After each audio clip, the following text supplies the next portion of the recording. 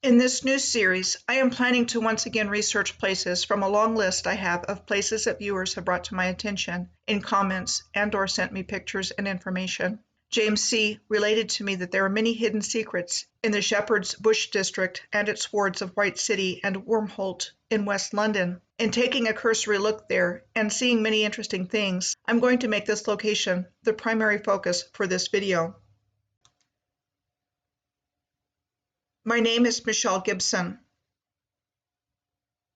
Shepherd's Bush is a district of West London in the borough of Hammersmith and Fulham. One of the explanations for the district's name is that it was said to have been named Shepherd's Bush because it was originally a pasture for shepherds as they made their way with their sheep to the Smithfield Market in the City of London, the current building for which was said to have been designed by Victorian architect Sir Horace Jones and built in the second half of the 19th century. Both the Shepherd's Bush district and its White City ward are located on the central line of the London Underground system and along with the Metropolitan line, one of only two lines to cross the Greater London boundary. The Central Line first opened in 1900 as the third deep-level tube line to be built after electric trains were said to have made them possible.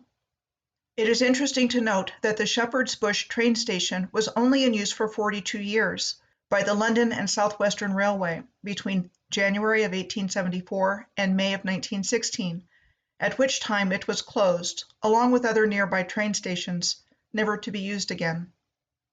The Shepherd's Bush Green is an approximately 8-acre or 3.2-hectare triangular space of open grass that is surrounded by busy roads on all three sides.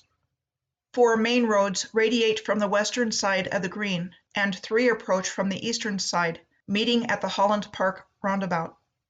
The Thames Water Tower is located in the Holland Park roundabout.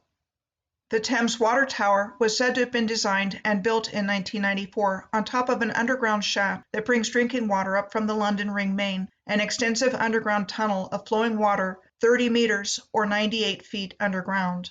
The steel core of the glass-covered tower functions as one of the world's largest barometers, said to forecast the weather by responding to changes in air pressure, characterized by filling up with colored water and turning the tower blue.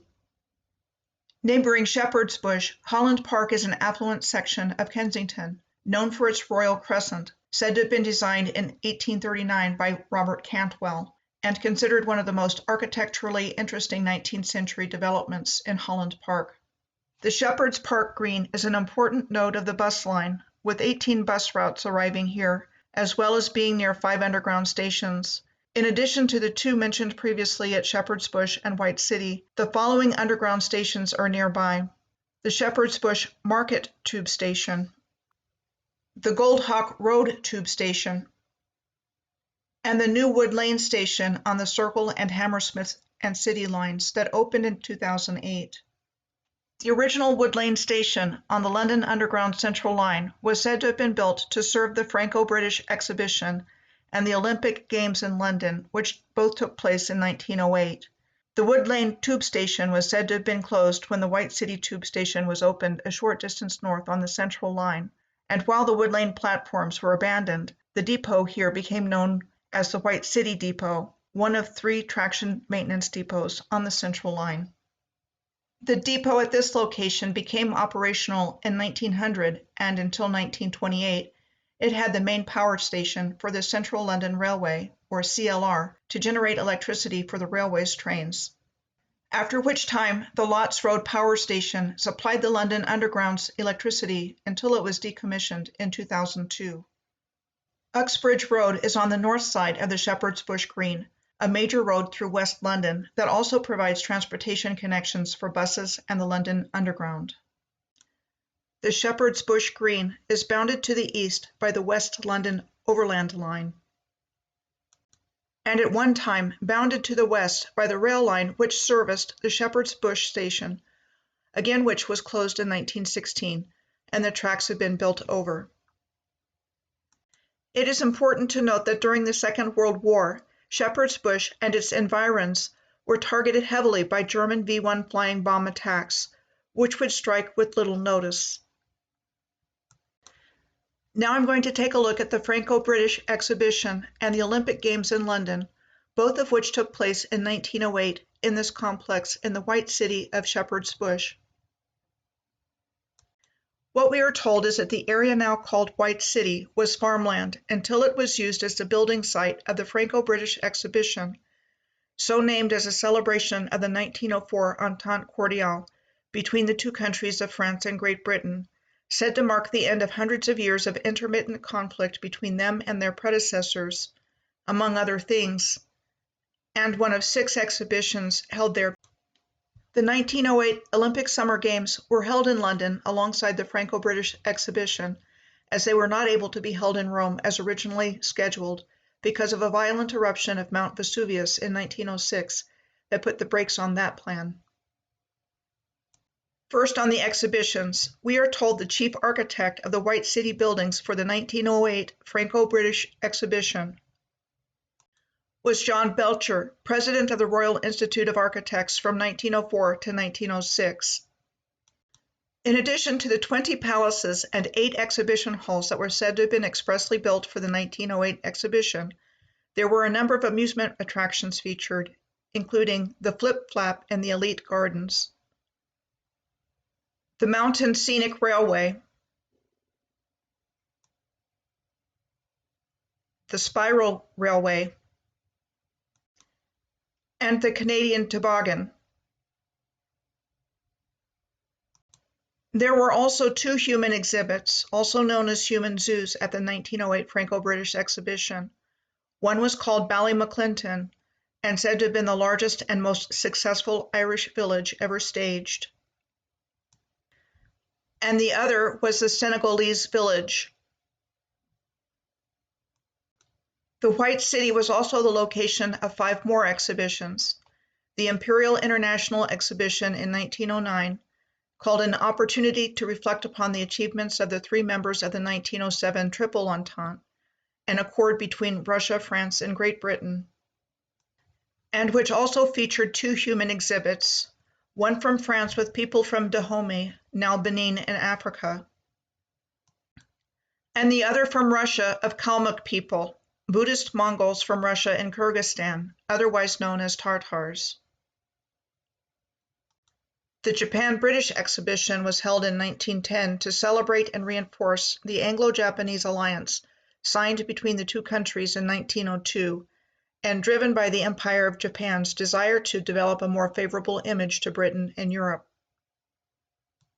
Most of the content of the exhibition was Japanese and not British, like the Japanese gardens, and that also included a human exhibit of Ainu, the indigenous people of Japan from the island of Hokkaido, and from some of the Japanese colonies, like Taiwan, known as Formosa at that time, with the given reason of showing that Japan was following in Great Britain's footsteps as an imperial power striving to improve the lives of its colonial natives. The Coronation exhibition was held in the White City starting in May of 1911 to showcase highlights of the British Empire and to celebrate the coronation of King George V and Queen Mary in Westminster Cathedral in June of 2011. In March of the same year, King George V and his wife Queen Mary were elevated to Emperor and Empress of India, a title used by British monarchs from 1876 to 1948.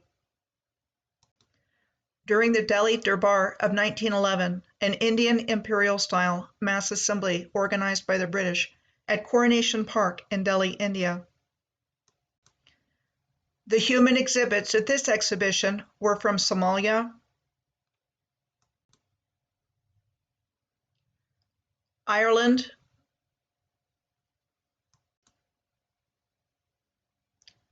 Canada,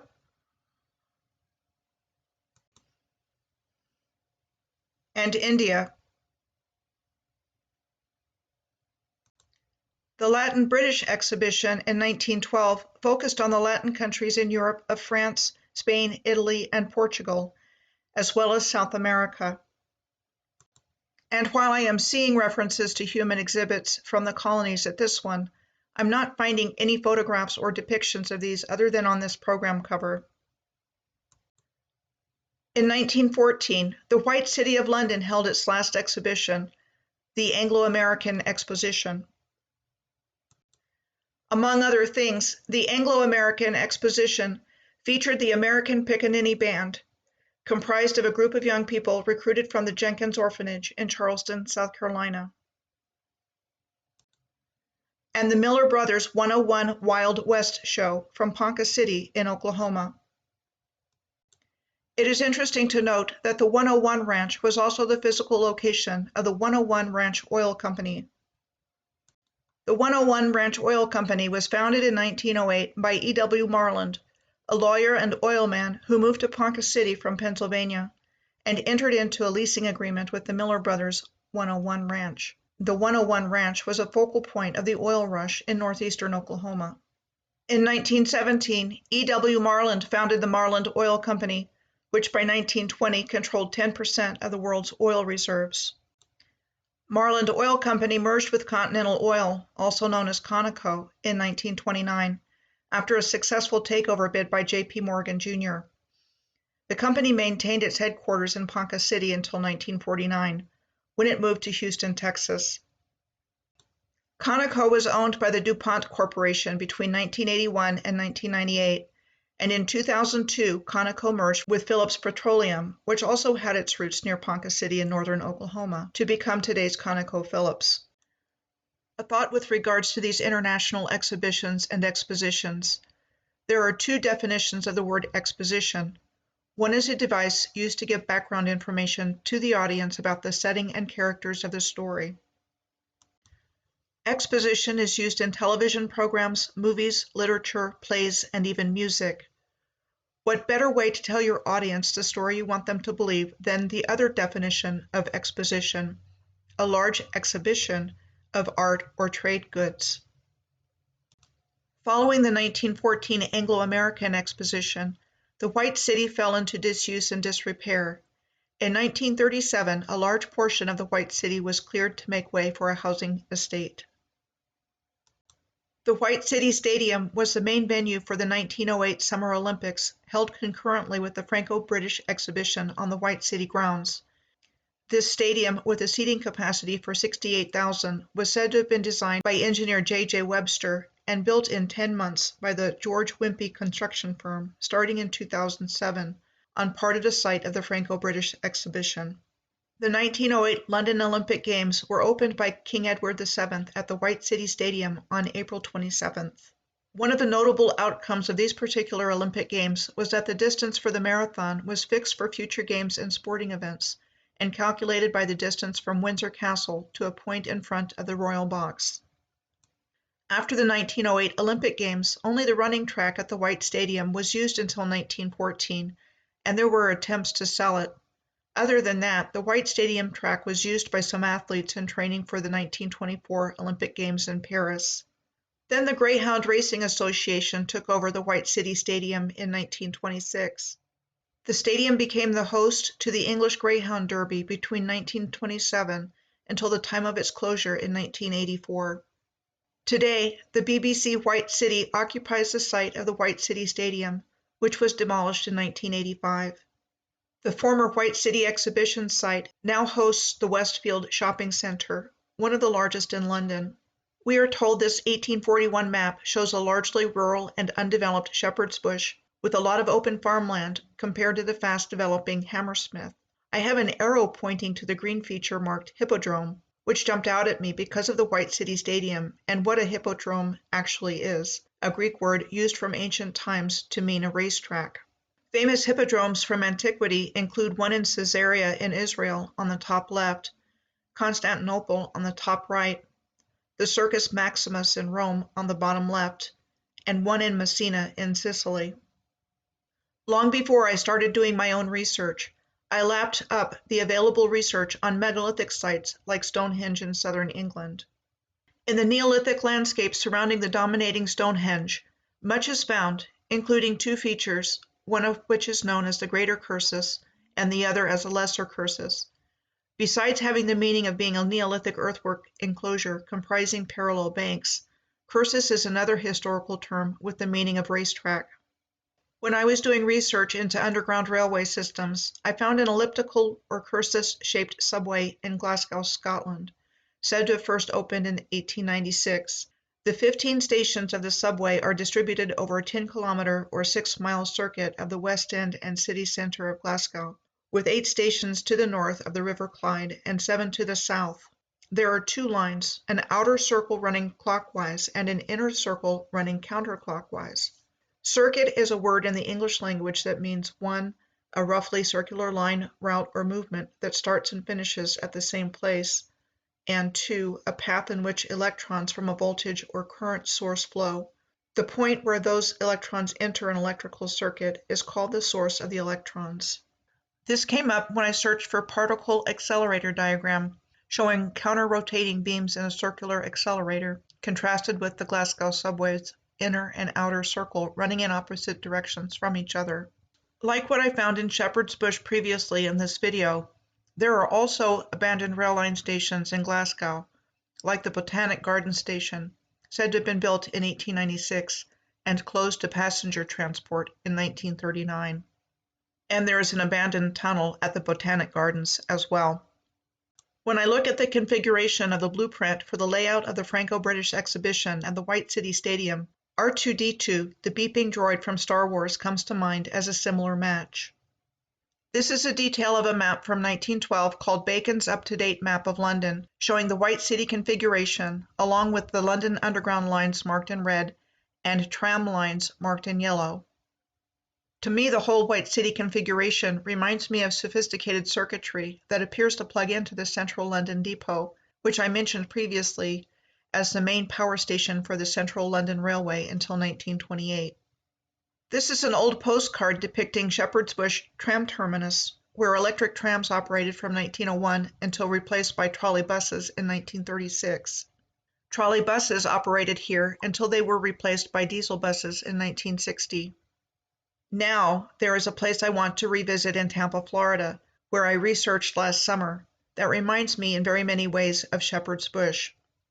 There is a similar relationship in the location of both of these places being close to a major international airport, with Shepherd's Bush being 10 miles or 16 kilometers in a straight line from London's Heathrow Airport on the left, and on the right, the Sulphur Springs neighborhood of Tampa in a straight line is 6 miles or 10 kilometers from Tampa International Airport. In both places, the driving distance is in the 12-mile or 20-kilometer range. Both places are located in a similar relationship to snaky S-shaped rivers and bends that have the same curvatures, where the similarity would be even more pronounced had the water of the Hillsborough River not been dammed up and subject to water resource management.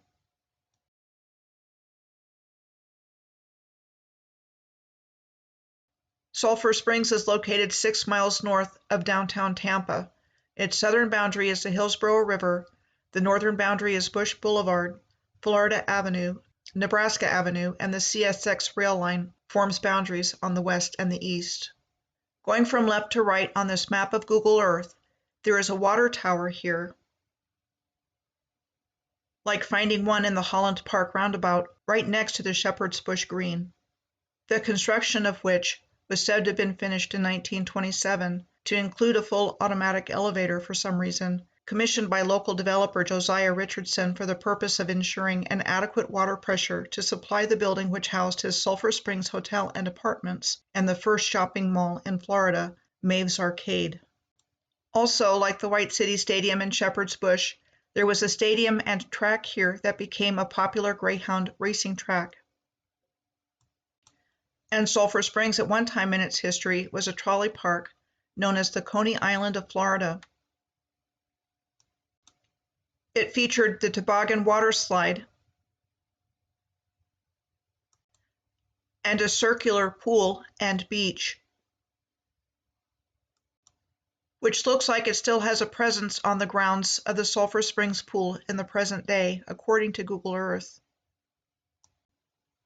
Trolley parks were said to have started in the United States in the 19th century as picnic and recreation areas at the end of streetcar lines and were precursors to amusement parks. By 1919, there were estimated to be between 1,500 and 2,000 such parks. For example, Luna Park at Coney Island in Brooklyn was a trolley park. I was not at all surprised to find out that Sulphur Springs was the terminus of a trolley line at one time, and Shepherd's Bush was a trolley line terminus as well, as previously mentioned. Tampa was said to have a steam-powered trolley system by 1885, carrying passengers between Tampa and Ybor City, and that in 1893 the Tampa Street Railway and Power Company converted its trolley system to electric power from steam. Sulphur Springs became the northernmost terminus of what was known as the Tampa Streetcar Line, which TECO, the Tampa Electric Company, took control of in 1899. By the late 1930s, trolleys were in use in many cities, and by the end of World War II in 1945, Tampa and St. Petersburg were the only Florida cities with trolleys. Then on August 4th of 1946, the last Tampa electric trolley was retired. The overhead wires were eventually taken down and the rails paved over.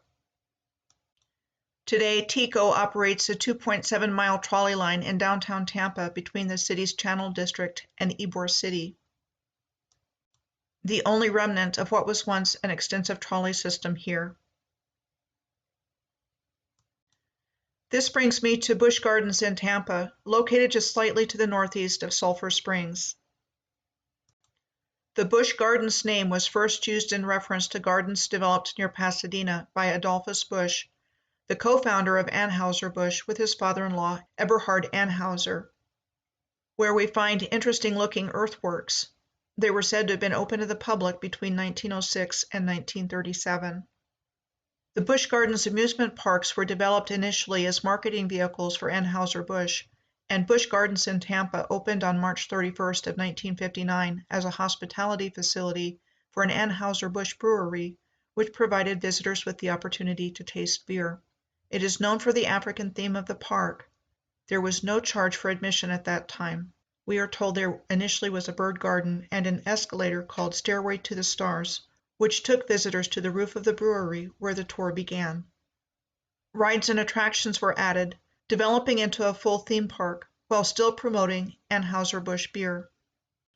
I tracked a straight-line relationship between the old Greyhound racing track in Sulphur Springs, another elliptical shape in the landscape near Busch Boulevard, and a point in the African Safari Park of the Busch Gardens complex. It is hard to tell from Google Earth exactly what is there at the thumbtack, but this is what I got when I tried to find out.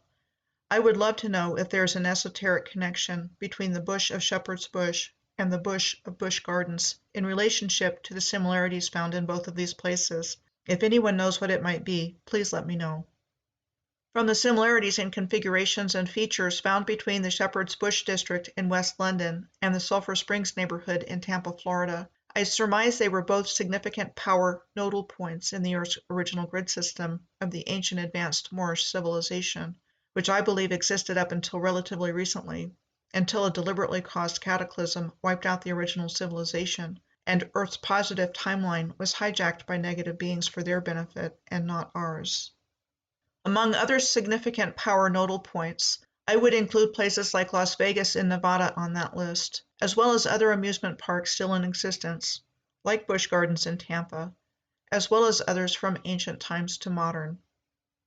I cover the topic of the cataclysm and historical reset timeline extensively in other videos, like my take on the mud flood and historical reset timeline.